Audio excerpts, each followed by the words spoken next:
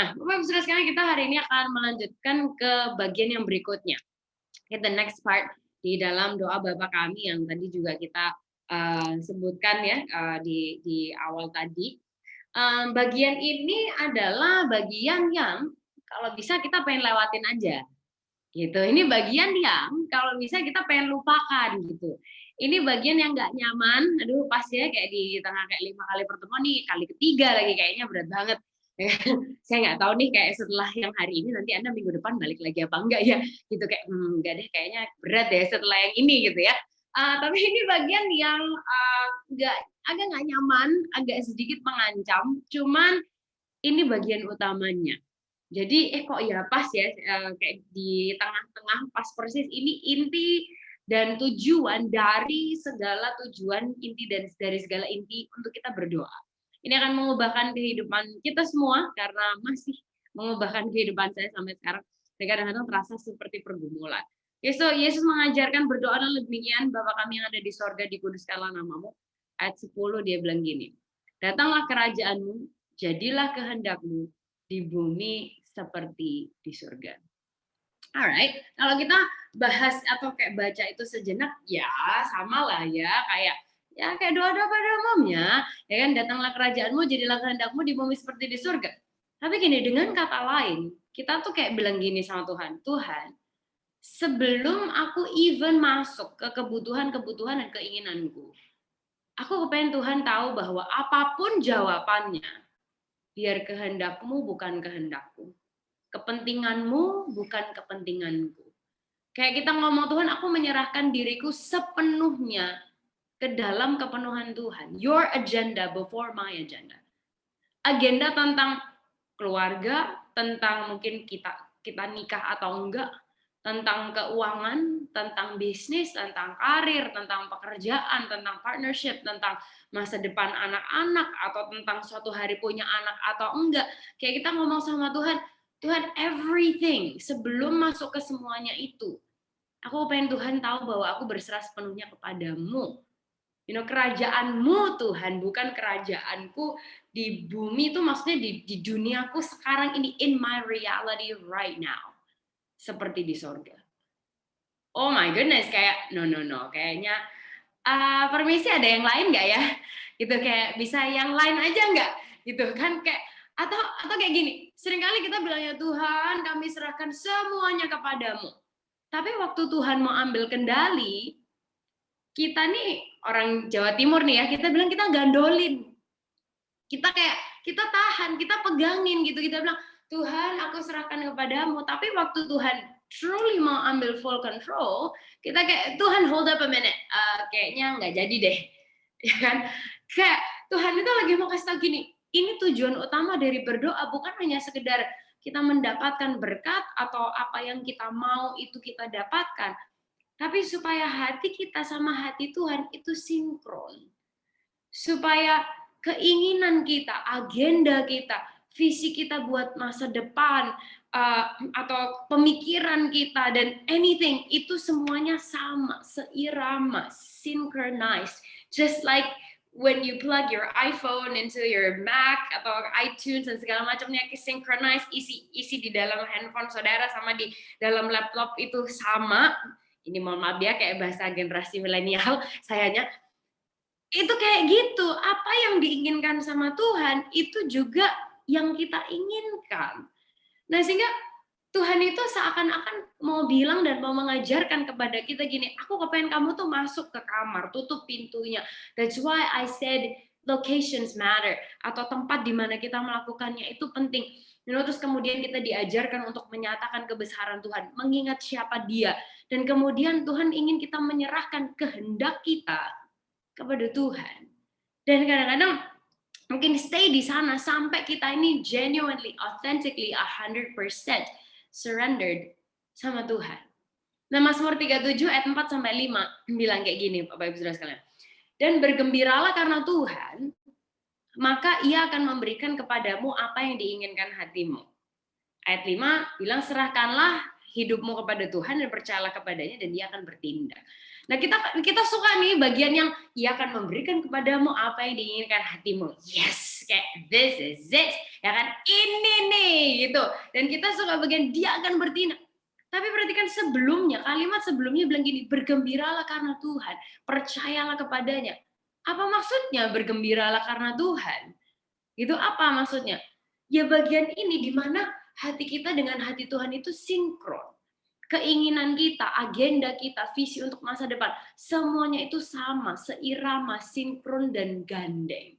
Nah, disinilah perubahan hidup itu terjadi, di mana Tuhan itu bukan hanya menjadi sekedar sebuah topik atau kategori dalam kehidupan kita, tapi dia itu sungguh Bapa di sorga yang deket banget.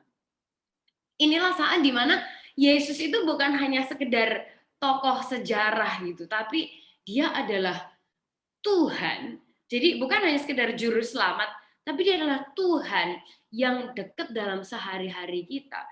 Dia adalah Tuhan, itu artinya berarti dia punya, he has the final say, dia punya otoritas, dia punya kayak keputusan terakhir gitu untuk setiap kehidupan kita. Nah, yang sering kali terjadi dalam musim kehidupan kita itu adalah kita jalanin ya semua musim hidup kita season by season. Kita mungkin dari muda, sekolah, kuliah, kerja, menikah, atau apapun stage kehidupan, kemudian punya anak, punya cucu, dan seterusnya, dan seterusnya. Secara nggak sadar, atau sadar atau tidak sadar, doa kita jadi kayak gini, datanglah kerajaanku, ya kan, jadilah kehendakku, anything that I want, di bumi, dan siapa juga yang mau mikir tentang sorga? Ya kan Bapak Ibu Saudara sekalian, jadinya gitu, datanglah kerajaanku, jadilah kehendakku di bumi ini sekarang ini, ya kan? Dan siapa sih yang mau mikirin tentang surga? Why is it even important? Terus kita bilang gini, berikanlah kepadaku Tuhan hari ini semua yang bisa aku dapat, semua yang aku bisa tampung di rekening bankku yang sudah ada beberapa itu, ya kan? Terus semua yang aku inginkan, semua yang aku bisa pikirkan, dan jangan bawa aku ke dalam pencobaan ya Tuhan. Karena nggak perlu lagi dicari, pencobaan sudah datang sendiri. Atau kita bilang, nggak usah bawa aku ke dalam pencobaan Tuhan, karena saya udah tahu itu ada di mana, saya bisa datang ke sana sendiri. Ya kan Bapak Ibu Saudara sekalian, tapi gini, Tuhan itu sedang mengajak kita sekarang ini untuk ada di posisi gini, oke Tuhan, bukan hanya sekedar about what I want, but about what you want through my life. Bukan hanya sekedar apa yang aku mau, tapi apa yang Tuhan mau lewat kehidupanku. Nah, sehingga disinilah Bapak Ibu Saudara sekalian, sungguh doa itu bukan untuk keuntungan Tuhan, bukan untuk keuntungan siapa yang lain, tapi untuk keuntungan kita. Doa itu demi keuntungan kita. Dan alasan utama kita berdoa adalah karena Tuhan itu mengundang Anda dan saya kepada sebuah hubungan yang sangat intim, connection yang terjadi di dalam ruangan tersembunyi dengan Bapa kita yang di sorga. Yesus bilang, kamu pengen tahu caranya berdoa nih, aku ajarin. Dia bilang, nyatakan kebesaran Tuhan. Ya kan, declare His greatness, sampai seluruh pikiran, hati, tubuh, jiwa, roh kita itu terpenuhi dengan kebenaran tentang Dia. Dan kemudian, the next logical thing to do, hal logis yang berikutnya, karena Tuhan itu sedemikian besar dan luar biasanya, kerajaannya itu menjadi prioritas, bukan kerajaan kita. Boleh kok kita itu bilangnya kayak, karena gini, realistis lah ya Bapak Ibu Saudara sekalian, melakukan hal itu tuh nggak gampang. Jujur aja buat diri saya sendiri itu juga nggak gampang. Kadang-kadang kayak kita bisa tahu bahwa kayak, gimana ya, kayak kepengen sih ngomongnya bisa kayak gitu ya kan Tuhan, aduh kayak datanglah kerajaanmu, jadilah kehendakmu, tapi sebenarnya kayak nggak bisa Tuhan, nih masih kepingin sih. Ya kan, kayak yang ini ya masih aku minta gitu. Kita boleh kok kadang-kadang kita being real sama Tuhan, karena toh dia juga lebih tahu diri kita ya daripada kita sendiri. Kita bisa kok bilang sama Tuhan, Tuhan kadang ngeri dan nervous sih untuk menyerahkan ini. Saya nggak tahu Anda sendiri pernah nggak ngerasa gitu bahwa kalau nggak aku yang memikirkan ini, nanti siapa lagi? Itu yang seringkali menjadi, jujur aja, menjadi jebakan buat diri saya sendiri gitu.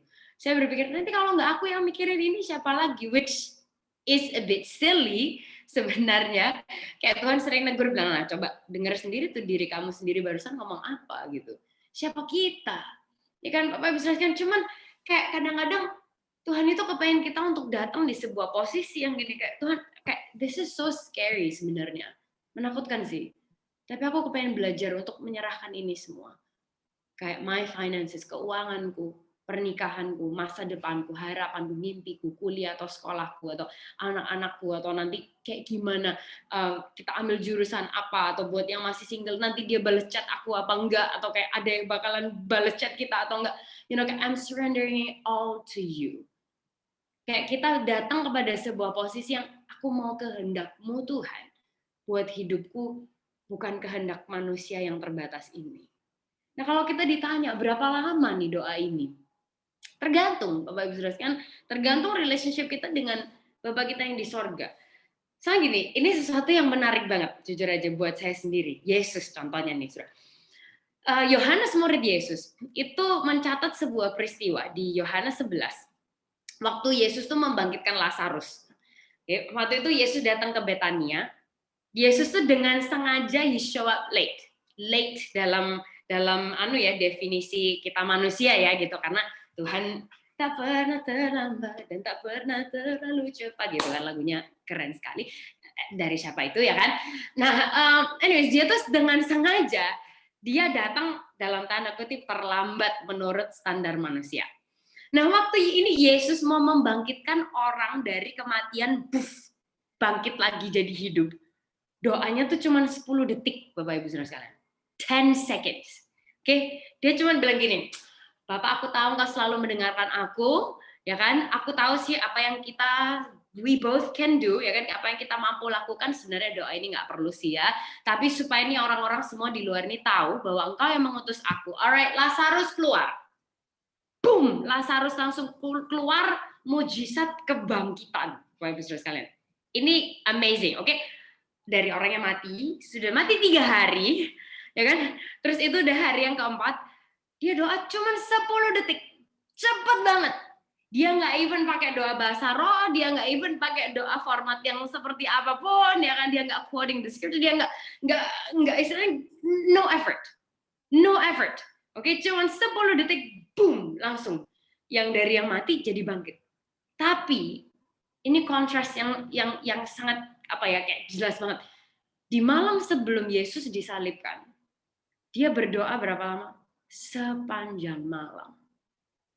All night.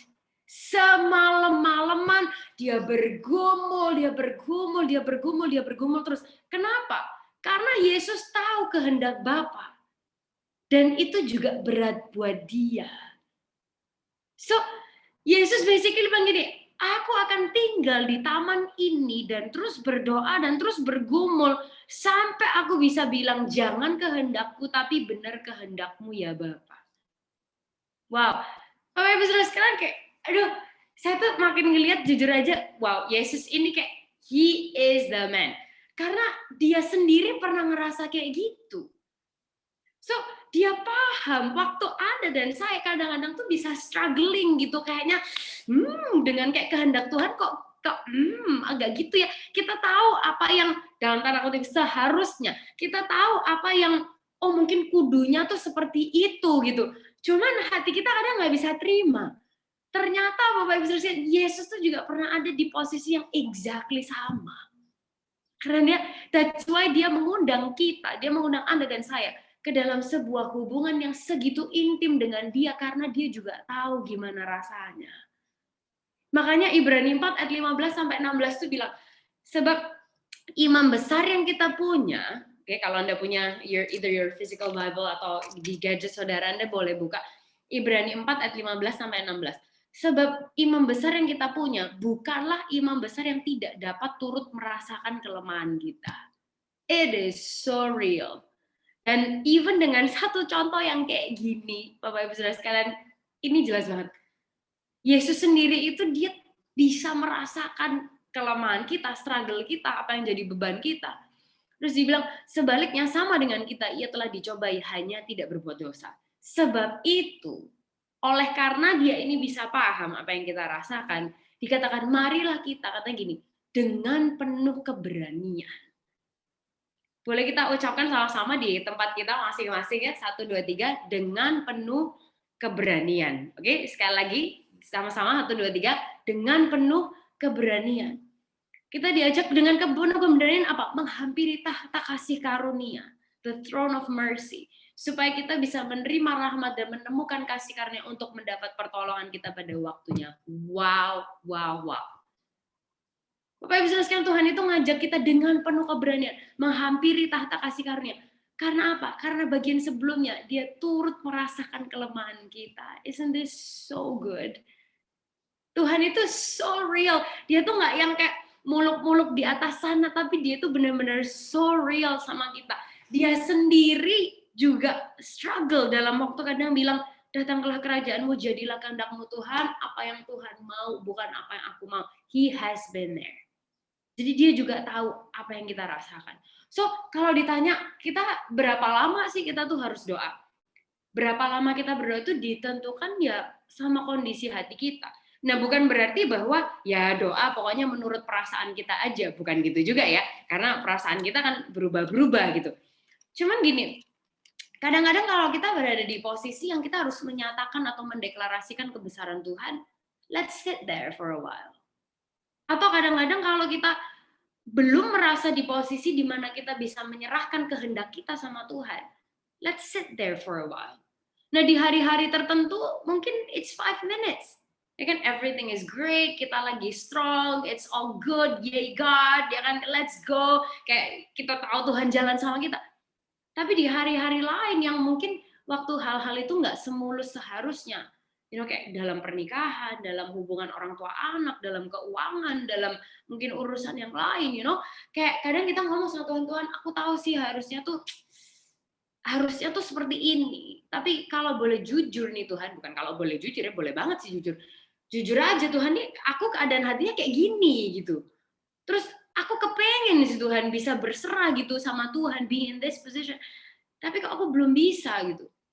Dan Bapak Ibu Saudara sekalian, Tuhan itu, aduh karena dia so real, dia akan bilang gini, it's okay. Let's stay here until you can. Yuk kita duduk di sini, yuk kita mungkin kayak isi pikiran kita dengan siapa dirinya, yuk sampai bisa. Kalau misalnya pun di hari itu you have to go karena life still happens, ada tanggung jawab yang kita harus lakukan, pekerjaan, anak dan hal-hal yang lainnya. Kalau waktunya nggak nutut, yuk besok kita lanjutin lagi gitu. Tadi ada di mana? Kadang-kadang struggle atau bergumul dengan kehendaknya Tuhan, dengan apa terus Anda mungkin akan berpikir, oh, doa yang kayak gitu beda ya. Exactly. Karena itulah dia ngajak kita di pertemuan kita yang pertama di 2 minggu lalu untuk masuk ke sebuah ruangan pribadi dengan ruangan tertutup. Karena hubungan ini personal banget. Segitu personalnya. It touches the areas that sometimes you want to avoid. Itu akan menyentuh area-area yang kadang-kadang kita kepengen hindari. Yang kadang-kadang kita nggak kepengen serahkan gitu. Tapi disitulah justru tujuan kita berdoa. So, Bapak Ibu Saudara sekalian, hari ini saya tahu mungkin agak sedikit alot ya, nggak segampang atau kayak smiley yang minggu-minggu lalu kayak gitu. Cuman ini realitasnya gitu. Dan inilah inti dari segala inti. Kenapa sih Tuhan itu ngajak kita berdoa? Itu dan saya rasa ada hari-hari di mana kita menyanyikan nih kayak yang tadi gitu ya, kita nyanyi ku percaya janjimu ajaib, we sing that as a declaration, pasti ya kan, terukir dalam kehidupanku, berserah di dalam kekuatanmu. Tapi saya yakin juga akan ada hari-hari yang kita nyanyiin ku percaya janjimu ajaib, itu kita kayak battling sama diri kita sendiri, kayak berperang sama diri kita sendiri. Kayak sebenarnya kita nyanyi itu untuk ngasih tahu diri kita nih, berusaha untuk memasukkan kalimat itu dan pemahaman itu ke dalam diri kita. And both are okay. Keduanya itu juga istilahnya itu Tuhan menerima dan itu menjadi tujuan kenapa Tuhan memanggil Anda dan saya ke sebuah relationship untuk berdoa bersama-sama. Gitu. So, di hari ini Bapak Ibu Saudara sekalian adalah mungkin yaitu struggling dengan kehendaknya Tuhan. Kadang-kadang apa yang dia mau di sini, apa yang kita mau di sini. Tapi exactly itulah tujuan kita berdoa untuk supaya kita sinkronkan hati kita, pikiran kita, keinginan kita, desires kita, mimpi kita, visi kita dengan mimpi, keinginan, desires dan visinya Tuhan dan yang Dia sediakan buat setiap kehidupan kita.